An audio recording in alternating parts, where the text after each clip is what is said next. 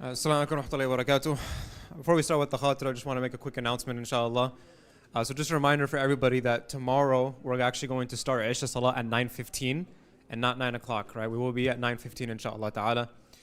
So, with that being said, alhamdulillah, today we are in the 13th juz of the Quran. And the 13th juz, we talked a little about Surah Yusuf yesterday, so we'll move on and we'll talk about Surah Ra'd and Surah Ibrahim.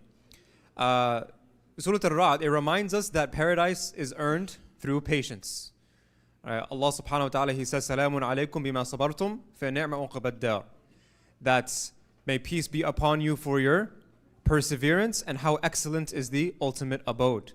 And so both Surah Al-Ra'd and Surah Ibrahim, it reminds us of the crucial importance of having gratitude to Allah subhanahu wa ta'ala and having gratitude of the mercy of Allah subhanahu wa ta'ala.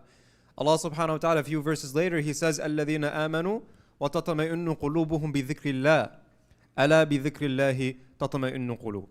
This is what I call the verse of mental health. MashaAllah, tabarakallah. This is the verse that tells us how does one find peace, how does one find comfort, how does one find contentment within themselves. Those who believe and those whose hearts find comfort is in the remembrance of Allah subhanahu wa ta'ala. And surely in the remembrance of Allah subhanahu wa ta'ala do the hearts find comfort. And so in Surah Al-Ra'd and Surah Ibrahim, they were revealed towards the end of the Meccan period, right before Rasulullah sallallahu alaihi wasallam was about to migrate to Medina. And so this marked a final reminder to the tribe of Quraysh to follow Rasulullah sallallahu alaihi wasallam, or else that Allah subhanahu wa ta'ala would give the gift of Islam to another community. And so the majority of Meccans, they had rejected the message. But Islam was still spreading quickly. It was spreading quickly in Medina specifically because of Mus'ab bin Umair and other companions who were having great da'wah efforts in that city and sent to Medina to teach Islam. So this marked a churning of the tide in favor of Islam. That now that the people of Mecca have rejected the message of Islam will be blessed to the people of Medina.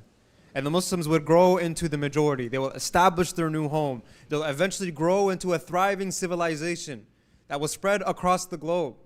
And so these surahs were revealed to show that this process was just getting started. And so despite this, the Meccans, they continue to reject the truth. They continue to mock Rasulullah ﷺ and mock his message. They criticized him, ﷺ, and they made ridiculous demands for miracles. And Surah Al-Ra'd addresses this attitude with some stern warnings. Allah subhanahu wa ta'ala says, وَيَقُولُ الَّذِينَ كَفَرُوا لَوْلَا أُنزِلَ عَلَيْهِ آيَةٌ مِّن رَبِّهِ قُلْ إِنَّ اللَّهَ يُضِلُّ مَن يَشَاءُ وَيَهْدِي إِلَيْهِ مَنْ أَنَابَ. That the disbelievers, they say, if only a sign could be sent down to him from his Lord. And then so say, O Prophet, indeed Allah subhanahu wa ta'ala leaves to stray whoever He wills, and He guides to Himself whoever turns to Him. This is because there are already so many signs. There has been so many miracles that the Prophet ﷺ had performed at this point. The miracle of the Quran itself is enough of a sign, is the greatest miracle that this world has ever witnessed. And alhamdulillah, it survives with us today. It's the only miracle that is eternal in the sense of the world and the worldly miracles that we have. It is the only one that is eternal, that's going to last till the end of times. And so Allah subhanahu wa ta'ala is literally saying that or that these people, they say that if only a sign could be sent out. Have you been ignoring the truth? Have you been ignoring everything that has been going on before? Just like today we see that the truth is out in the clear, that a genocide is happening before everybody's eyes, but people are still rejecting the truth. And they say, oh, we need evidence, we need proof. It's right there. What are you talking about? This is exactly what's happening. And so Allah subhanahu wa ta'ala says that Allah subhanahu wa ta'ala leaves to stray whoever He wills, and He guides Himself those who turn to Him.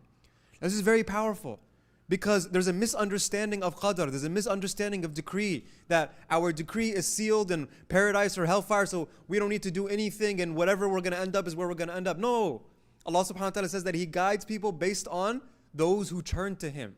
Meaning that our decree is because of Allah subhanahu wa ta'ala's perfect knowledge of our choices, of our decisions that we are going to make in life.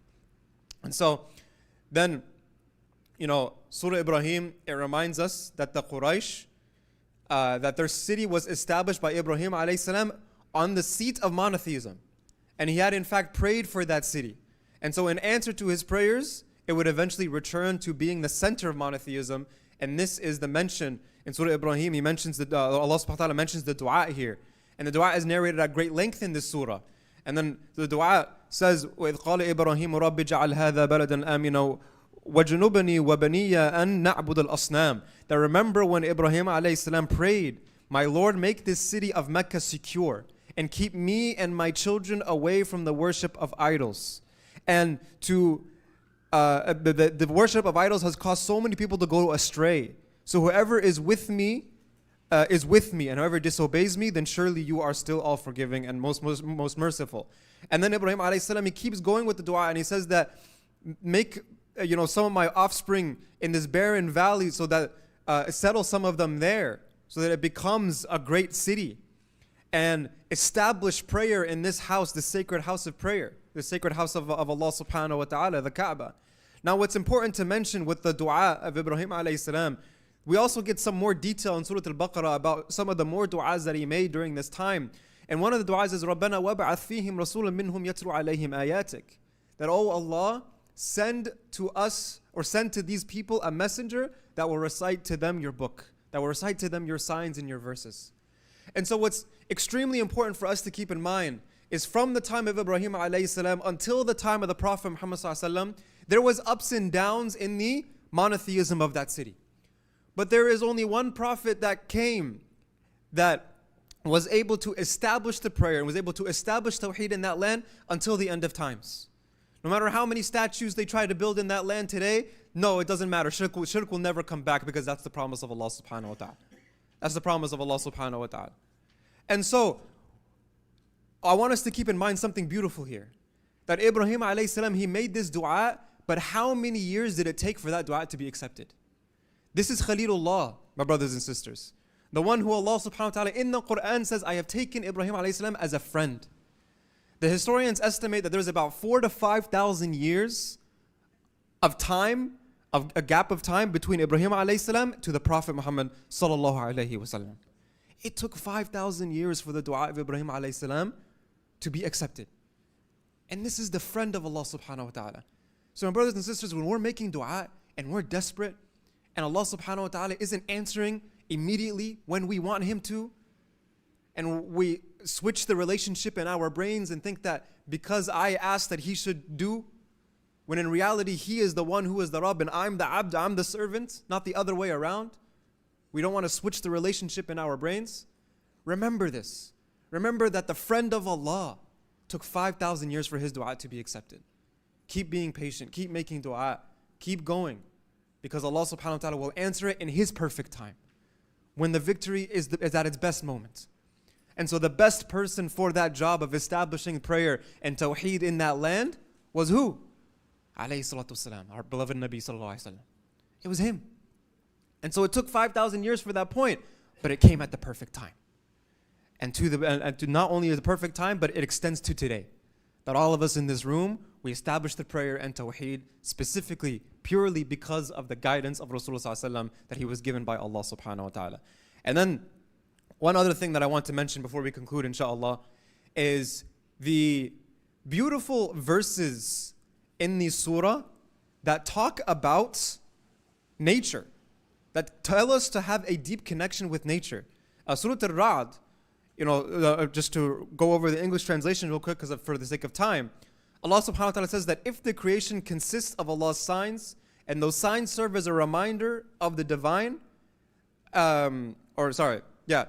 He sends down water from the sky, and riverbeds flow according to their capacity. And the current carries swelling forth. And from what they heat in fire of ornaments or utensils comes a similar froth. And thus, Allah subhanahu wa ta'ala exemplifies truth and falsehood. And then even before that, Allah subhanahu wa ta'ala mentions how Allah subhanahu wa ta'ala, He sends thunderbolts, striking with them whoever He wills. So in this surah, Allah subhanahu wa ta'ala is reminding us about nature. Allah subhanahu wa ta'ala is telling us to have a deep connection with the natural world that is around us, because it is the creation of Allah subhanahu wa ta'ala. Because we submit to Allah subhanahu wa ta'ala, we also submit to taking care of the rest of His creation. And so this connection to nature, it should actually make us care more for the environment.